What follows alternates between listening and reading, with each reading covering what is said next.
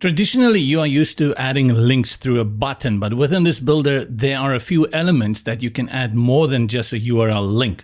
Let's start with the button so that you can see where to access the links and the kind of links that you have access to.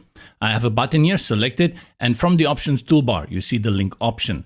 There are 4 items that can be linked. The traditional URL, you can link to another block on the page.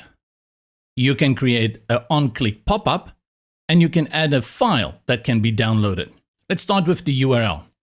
This is very simple. Add the website address to which you want this button to link to, and then you choose whether it has to open in a new tab and whether you want it to be a no follow. Second is a block. This allows for jump links within a page. You see, we have all the thumbnails of all the various blocks on this page. By selecting one of them, if a person clicks on this button, it will take them directly to that block. You can create pop-ups,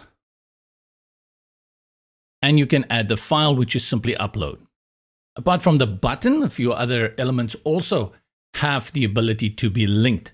Let's start with the big one, which is a column. And you can see that the link feature also appears here with all the link options in it. Then you have images, same link features, and then text. Click within a text element with the cursor flashing like so, and you link it. It links the entire container of that text. If you want to just link a specific part of the text, you go into it, highlight the text, and then you go ahead and link it.